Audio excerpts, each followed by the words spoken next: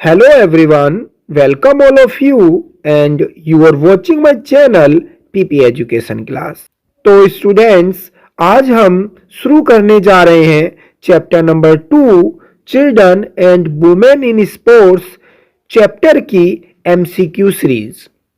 तो चलिए शुरू करने से पहले आप प्लीज मेरे चैनल को सब्सक्राइब कर दें और बेल आइकन को भी प्रेस कर दें जिससे कि आगे आने वाली वीडियो के नोटिफिकेशन आपके पास आसानी से पहुंच सके स्टूडेंट। तो चलिए शुरू करते हैं स्टूडेंट्स क्वेश्चन नंबर 1 से। WHO issued a set of guideline for exercise in the year। तो जो वर्ल्ड हेल्थ ऑर्गेनाइजेशन है उसने कब इशूड किया a set of guidelines for exercise के लिए in the year? A 2007, B 2009, C 2010 and D 2012।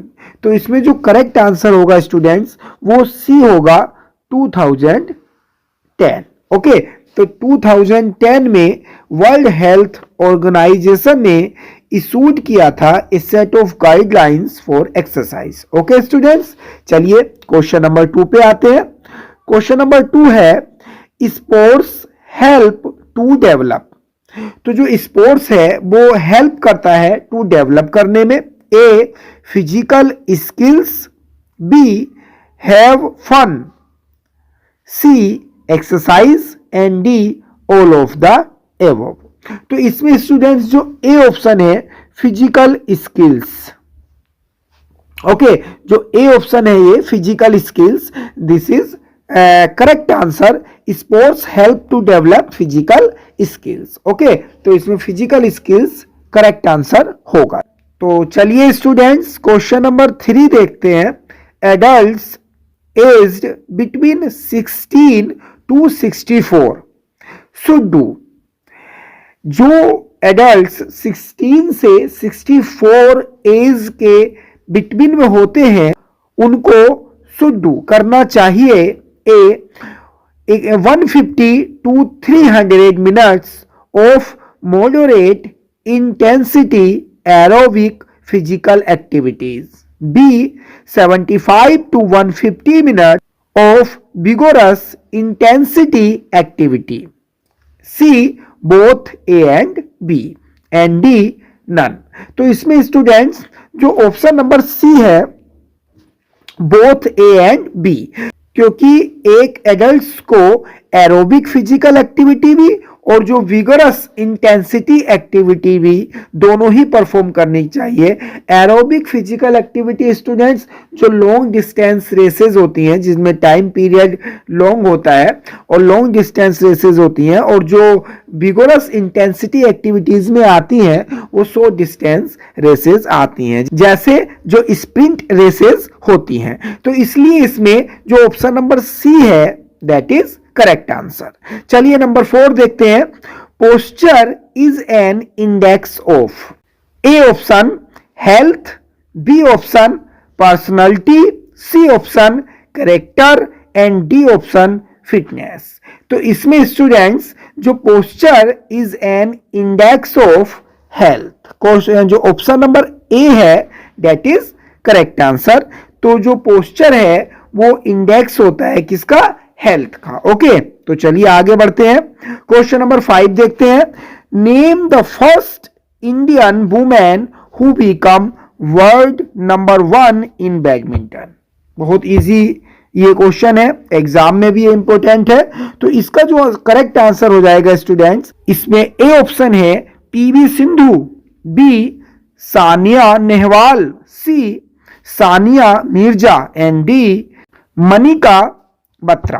तो इसमें जो ऑप्शन नंबर बी है स्टूडेंट्स सानिया नेहवाल, ये ऑप्शन करेक्ट ऑप्शन हो जाएगा। ठीक है, Sania Nehwal is the first Indian women who become world number 1 in badminton. तो Sania Nehwal is the correct answer. Okay, चलिए आगे बढ़ते हैं।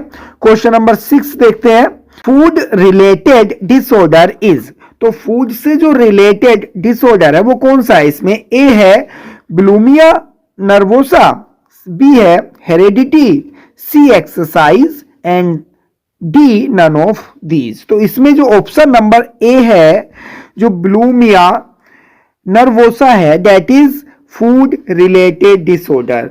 इसको ईटिंग डिसऑर्डर भी बोलते हैं स्टूडेंट्स, तो इसलिए option number A is correct answer. Okay students, चलिए आगे बढ़ते हैं और क्वेश्चन नंबर 7 देखते हैं स्टूडेंट्स। क्वेश्चन नंबर 7 है students, which of these is structural disability. तो इसमें स्ट्रक्चरल डिसेबिलिटी कौन सी है वो हमें स्टूडेंट्स बताना है। तो A option kyphosis, B option hearing impairment, C visual impairment and D organic impairment. Okay students, तो इसमें जो करेक्ट आंसर होगा that is A option kyphosis. तो जो काइफोसिस है that is structural disability students. Okay, तो kyphosis is the correct answer, क्योंकि spinal curvature से रिलेटेड ये डिफॉर्मिटी पोस्चर डिफॉर्मिटीज होती है स्टूडेंट्स। ओके, तो इसमें जो है ए ऑप्शन करेक्ट ऑप्शन हो जाएगा। क्वेश्चन नंबर 8 देखते हैं students. An abnormal curve of the spine at the front is called A scoliosis, B lordosis, C knock knees and D kyphosis. तो स्टूडेंट्स इसमें हमें बताना है कि जो एक एबनॉर्मल कर्व हो जाता है स्पाइन में एट द फ्रंट, सामने की ओर, इज कॉल्ड, उसको क्या कहते हैं। तो स्टूडेंट्स इसमें जो ऑप्शन नंबर बी है lordosis, this is correct answer. तो लॉर्डोसिस में क्या होता है कि lordosis is the inward curvature of spine, in fact it is an increased forward curve in the lumbar region.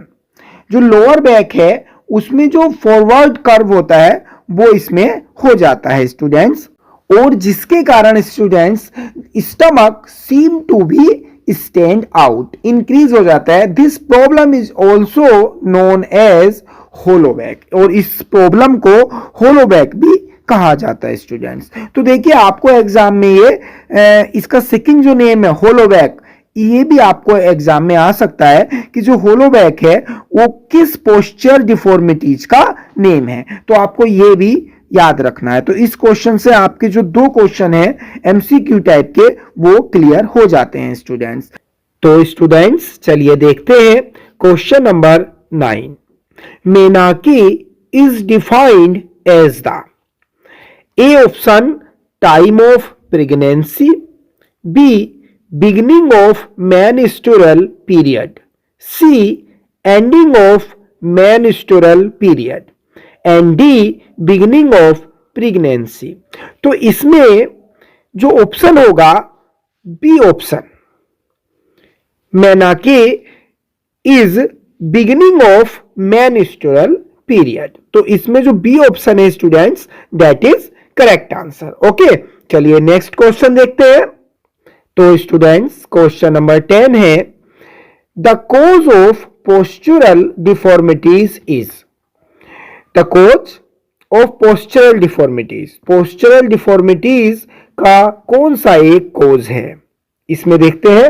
A option balance diet, B extra diet, C wrong posture and D none of these. तो student जैसा कि clear है कि इसमें बताना है कि posture deformities का कौन सा एक कॉजेज है। तो ऑप्शन नंबर सी देखिए students, wrong posture. Wrong posture is the cause of posture deformities. Okay students, तो इसमें question number C correct answer होगा। चलिए देखते हैं next question. Knock knees is a natural part of a child's growth till age.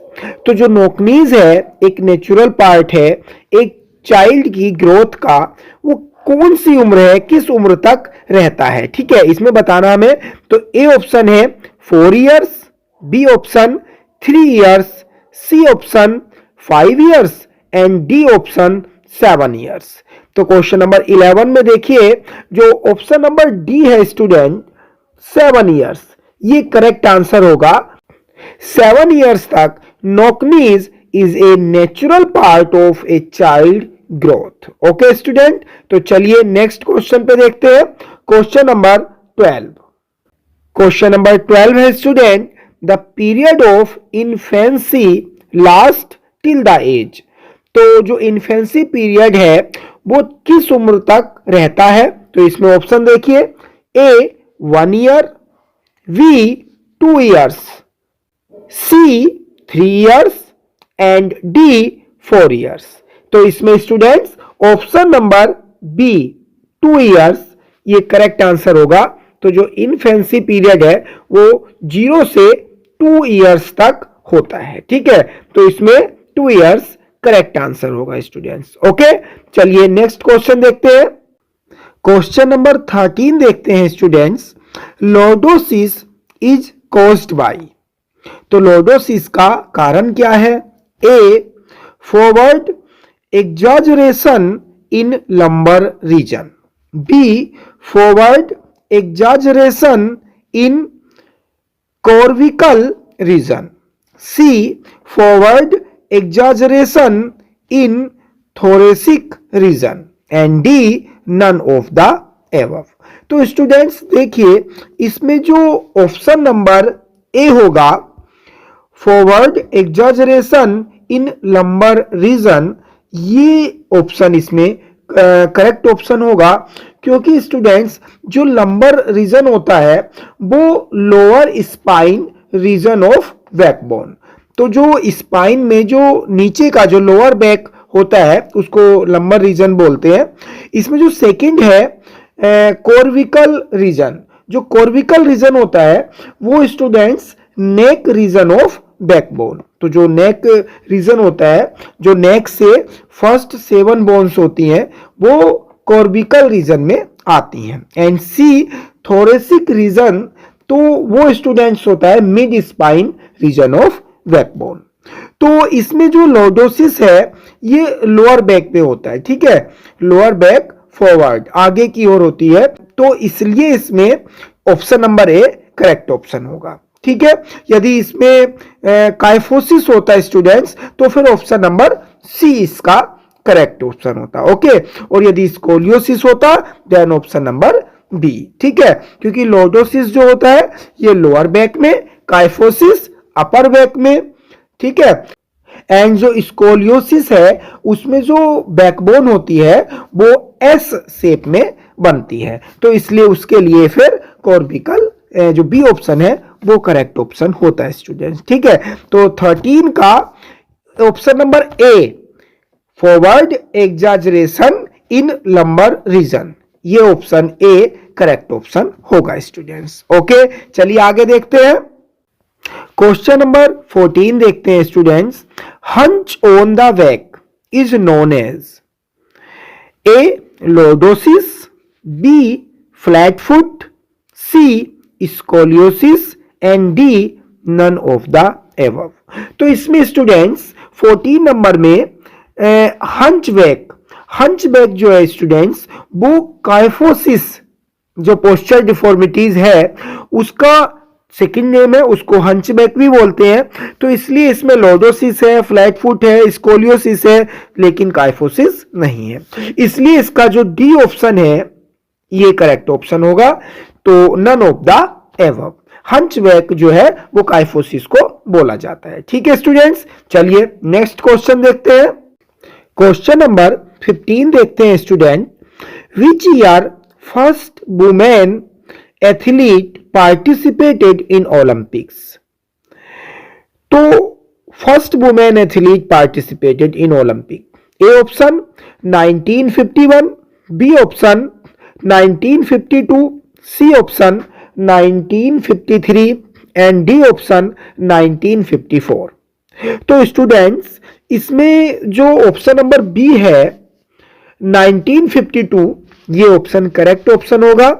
तो जो first women athlete ने, जिसका नेम था स्टूडेंट नीलिमा घोष, जो कि इंडिया से थी, तो उन्होंने ट्रैक फील्ड इवेंट में फर्स्ट टाइम पार्टिसिपेट किया 1952 में स्टूडेंट्स। ओके, तो इंडिया से जो फर्स्ट वुमेन ट्रैक एथलीट है, उन्होंने 1952 में ओलंपिक में पार्टिसिपेट किया था। ठीक है, तो इसलिए इसका option number B correct answer होगा स्टूडेंट्स। ओके, चलिए आगे बढ़ते हैं। क्वेश्चन नंबर 16 है student, osteoporosis is associated with A blood, B bones, C ligaments and D none of the above. तो इसमें स्टूडेंट्स ऑस्टियोपोरोसिस जो ऑप्शन नंबर बी है बोन, तो ये बोन से रिलेटेड एक डिसऑर्डर है स्टूडेंट्स। इसमें osteoporosis is a bone related disorder, the bones become weak and loss their density. Okay, तो इसमें student option number B that is correct option. चलिए आगे बढ़ते हैं स्टूडेंट। क्वेश्चन नंबर 17 देखते हैं students, in which year female athletes triad Beckham apparent. तो इसमें ऑप्शन नंबर ए है 1990, बी है 1991, सी 1992 एंड डी 1993। तो जो फीमेल एथलीट ट्रायड है वो जो अपरेंट हुआ उसकी जो डेट है स्टूडेंट्स दैट इज 1990। तो option number A is correct answer. तो इसका जो ऑप्शन नंबर ए है करेक्ट आंसर होगा स्टूडेंट्स। क्वेश्चन नंबर 18 है students, knocked knee is known as A pes planus, B fallen arches, C genu and valgus and D none of the above. तो students इसमें option number C correct answer होगा, genu and valgus. जेनु का जो mean होता है that is knee and valgus का जो mean होता है स्टूडेंट्स वेंट इनवर्ड। तो नोकनीज में जो नी है स्टूडेंट्स वो इनवर्ड बेंड हो जाती हैं। तो जेनु एंड वल्गस नोकनीज का ही सेकंड नेम है, इसलिए option number C is correct answer. चलिए स्टूडेंट्स क्वेश्चन नंबर 19 पे आते हैं। 19 क्वेश्चन नंबर है, which of the following is not a spinal curvature deformities. तो ये जो इसमें ऑप्शन दिए गए हैं इसमें से एक स्पाइनल कर्वेचर की डिफॉर्मिटीज कौन सी नहीं है वो हमें बतानी है। A kyphosis, B scoliosis, C lordosis and D flat foot. तो स्टूडेंट्स इसमें option number D flat foot is correct option, क्योंकि काइफोसिस, स्कोलियोसिस और लॉर्डोसिस ये तीनों ही स्पाइनल कर्वेचर की डिफॉर्मिटीज होती है एंड फ्लैट फुट ये स्टूडेंट लेग में फुट से रिलेटेड पोस्चर डिफॉर्मिटीज होती है। तो इसलिए इसमें option number D is correct answer students. चलिए आगे बढ़ते हैं। नंबर 20 है, scoliosis is deformity related to. तो जो स्कोलियोसिस डिफॉर्मिटी है, पोस्चर डिफॉर्मिटी है, वो किस से रिलेटेड है। A eyes, B leg, C head and D spine. तो जैसा कि आपको इसमें तो क्लियर ही है कि जो स्कोलियोसिस है that is spine related posture deformities. Option number D इसमें करेक्ट ऑप्शन होगा स्टूडेंट्स। तो चलिए नेक्स्ट क्वेश्चन पे आते हैं स्टूडेंट्स। क्वेश्चन नंबर 21 देखते हैं। मेनाके is a condition of a onset of anemia, B onset of blood pressure, C onset of blindness and D onset of menstrual cycle। तो इसमें जो ऑप्शन नंबर डी है students onset of menstrual cycle, तो ये option इसमें correct option होगा, क्योंकि ये जो है मेनाके मेनस्ट्रुअल साइकिल से रिलेटेड एक कंडीशन है and the average cycle of menstrual cycle is 28 days. और जो इसका जो एक एवरेज मेनस्ट्रुअल साइकिल होता है वो 28 डेज होता है इन फीमेल। ओके स्टूडेंट्स, तो इसलिए इसमें option number D is correct answer. चलिए आगे देखते हैं। क्वेश्चन नंबर 22 है students, amenorrhea is a condition of A irregular menstrual cycle, B absence of menstrual cycle, C normal menstrual cycle and D none of the above। तो students इसमें जो option number A है, जो amenorrhoea है students, वो एक irregular menstrual cycle की एक कंडीशन है। तो इसमें जो ऑप्शन नंबर ए है ये ऑप्शन करेक्ट ऑप्शन होगा, क्योंकि students amenorrhea is a disorder of menstrual period in women. In this, the menstrual period of women either does not start or the period is not repeated till 3 or more months. It means that either the absence of period continuously 3 or 4 more months is the symptoms of amenorrhea। तो students इसमें क्या होता है कि या तो जो menstrual periods हैं वो स्टार्ट ही नहीं होते, या फिर उसमें 3 या 4 मंथ्स का उसमें गैप हो जाता है। तो ये जो इरेगुलर कंडीशन है ये एमेनोरिया में होता है, मेंस्ट्रुअल साइकिल में। तो इसलिए इसमें option number A is correct option होगा स्टूडेंट्स। तो चलिए आगे बढ़ते हैं स्टूडेंट्स। क्वेश्चन नंबर 23 है students, bulimia is, what is bulimia? A too much exercise, B too much sleeping, C too much eating and D none of the above. तो students bulimia जो women athlete टायराइड हैं उसमें से जो eating disorder है उसका एक पार्ट है।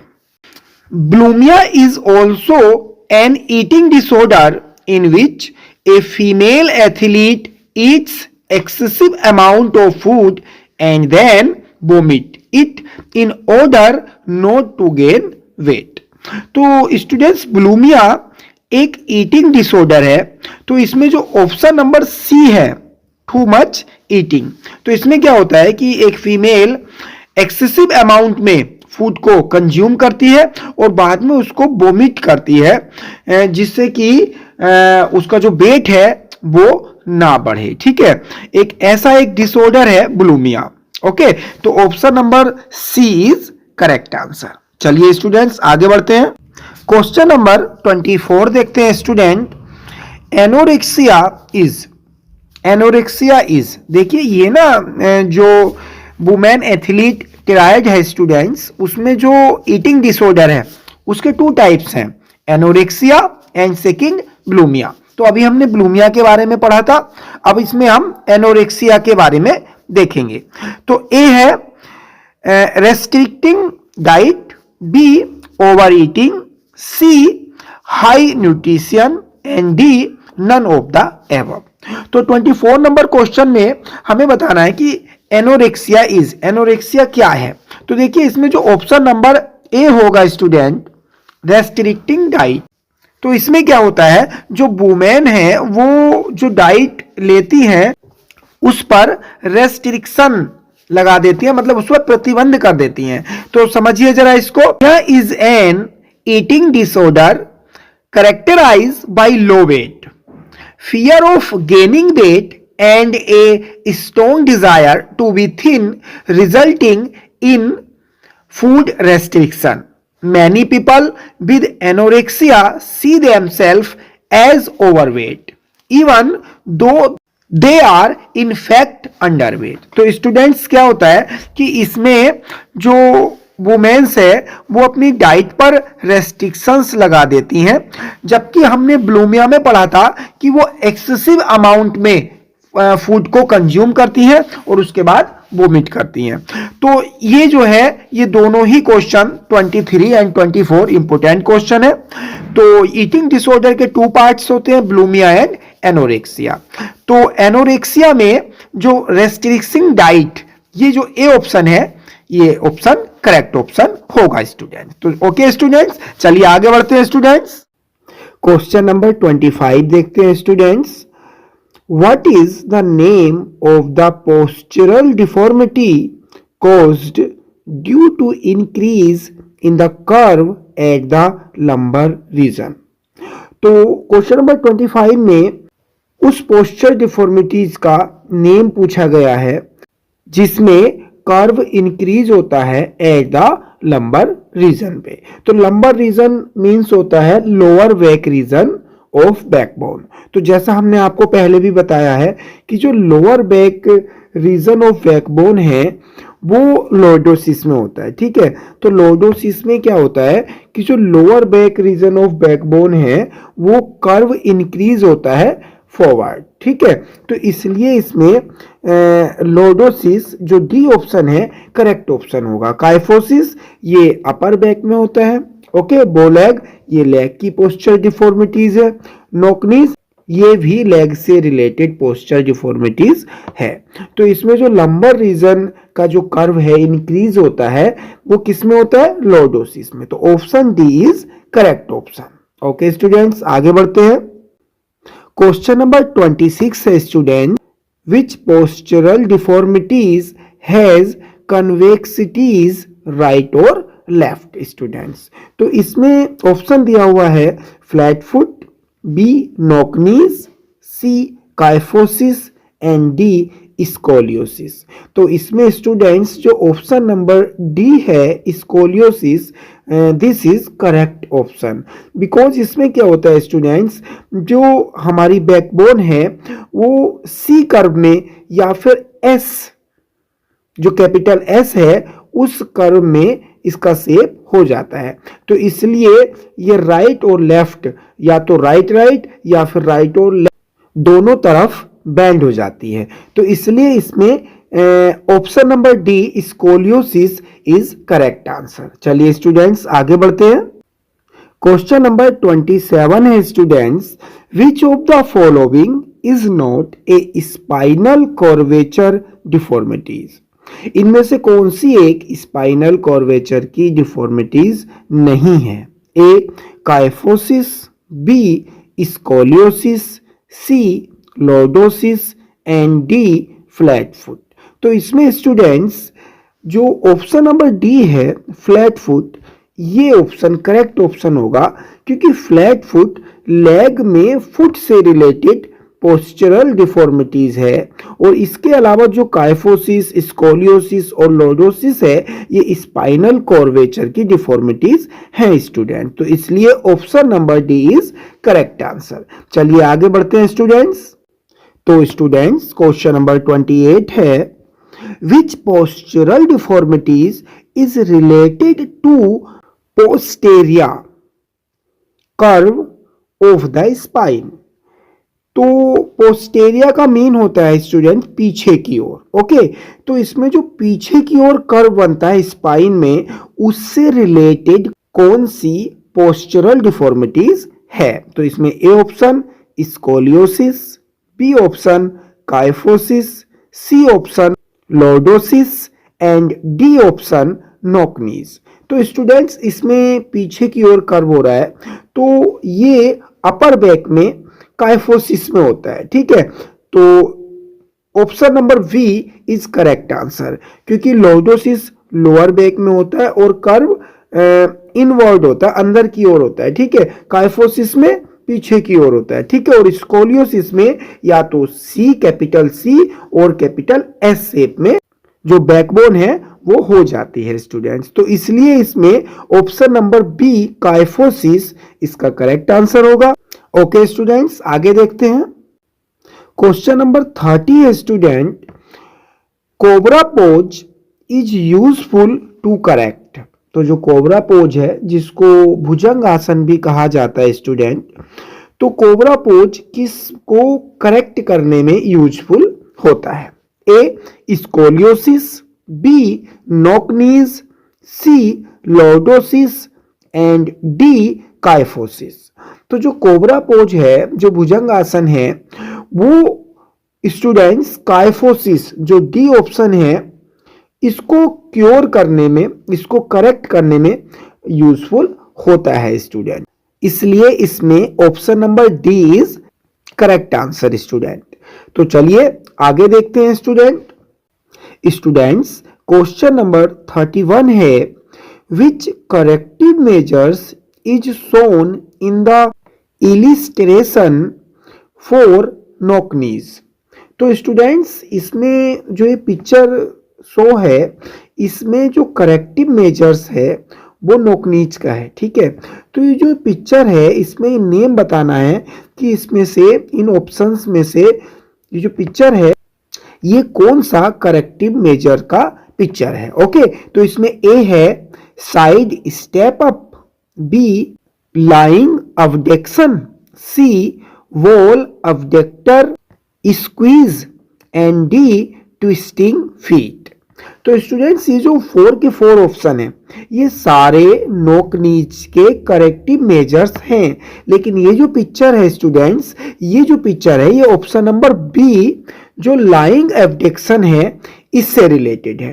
तो ये जो इसमें ऑप्शन बी ऑप्शन होगा ये करेक्ट ऑप्शन होगा स्टूडेंट्स। ओके, चलिए आगे बढ़ते हैं स्टूडेंट्स क्वेश्चन नंबर 32 है, what is the common way to treat scoliosis. तो स्कोलियोसिस को ट्रीट करने का जो कॉमन वे है वो हमें बताना है। A brace, B surgery, C exercise and D do nothing. तो इसमें स्टूडेंट्स जो ऑप्शन नंबर ए है brace, this is correct answer. इसमें बी सर्जरी, एक्सरसाइज ये रॉन्ग आंसर है। तो option number A brace is correct answer, क्योंकि brace का मीन होता है सिकोड़ना। इट मीन्स बॉडी को पूरा टर्न करना है, ठीक है, लेफ्ट से राइट और राइट से लेफ्ट। ये एक इसका कॉमन वे है इसको ट्रीट करने का। ओके स्टूडेंट्स, तो 32 में ए ऑप्शन करेक्ट ऑप्शन होगा। चलिए आगे बढ़ते हैं। क्वेश्चन नंबर 33 है student, walking barefoot on sand और rough ground helps to correct. A option flat foot, B option club feet, C option curved feet and D option outward pointing feet. तो students इसमें जैसा कि clear हो रहा है कि जो फ्लैट फुट की जो प्रॉब्लम होती है, जो फ्लैट फुट जो पोस्चरल डिफॉर्मिटीज है, वो वॉकिंग वेयरफुट ऑन सैंड और रफ ग्राउंड पे चलने से फ्लैट फुट की जो प्रॉब्लम है इसको क्योर किया जा सकता है। तो इसलिए इसका जो ऑप्शन ए होगा फ्लैट फुट, ये ऑप्शन करेक्ट ऑप्शन होगा स्टूडेंट्स। इस तरह से स्टूडेंट्स ये chapter number 2 children and women in sports से ये जो एमसीक्यू सीरीज थी ये 33 क्वेश्चंस कंप्लीट हो चुके हैं स्टूडेंट्स। इसी के साथ इस वीडियो को यहीं पर विराम देते हैं और अगला चैप्टर योगा से रिलेटेड जो हम अगली वीडियोस लाने वाले हैं तो वो भी हम जल्दी से लेके आएंगे, जिससे कि आपके सभी चैप्टर्स से जो एमसीक्यू की जो सीरीज हम बना रहे हैं उसको हम कंप्लीट कर सकें।